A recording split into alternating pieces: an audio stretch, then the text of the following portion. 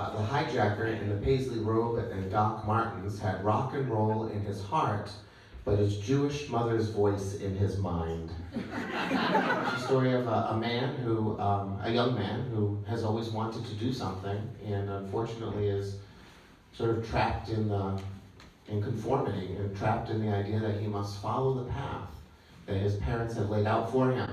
But he has taken off with very little, apparently a paisley robe and some Doc Martens, and perhaps a few other accoutrements, onto the road in search of his dreams. It's gonna be a story, actually. I might write this.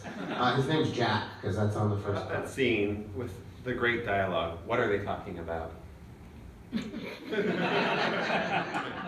Well, it's interesting, because he's alone. But sometimes we are of two minds. And so he is trekking north. I can think of almost nothing worse to ride a bicycle in than Doc Martens and a robe.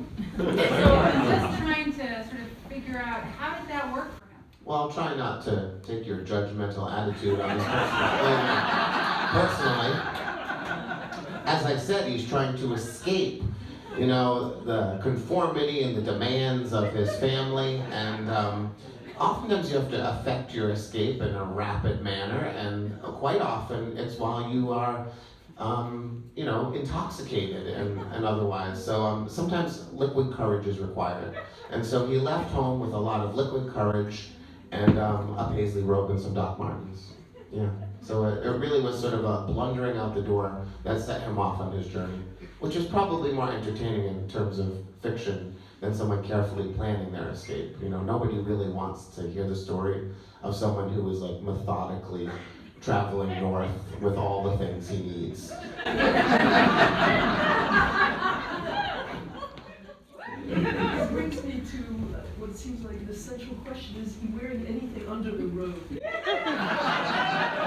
I think the fact that you think that's the central question says a lot about you as a human being. You may have been the only person in the room actually wondering that. For your sake, I'll say yes. What kind of jewelry do the characters have, and where did they get it? Really? He's got one earring because he thinks that would make him cool. He used a safety pin to pierce his own ear. He doesn't know it, but it's becoming slightly infected. And on page 312, it will become a problem. Where did his journey begin? How long from there to the White Mountain? It's an excellent question, sir, and it has nothing to do with what he's wearing, so I appreciate that. He was in Boston, and he was sort of amongst the Ivy Leagues being pushed in that direction. To know his decision to hijack the bicycle, was that guided by the rock and roll in his heart or the Jewish mother in his head? You are a man of fiction. I think he was guided really out of desperation and a slight, immoral nature to him. Or how about the desire to be immoral? You know how there are people that want to be badass? The extent of his badassery is, I will take a bike off a porch, and that's about as far as he can take that. All right, thank you very much.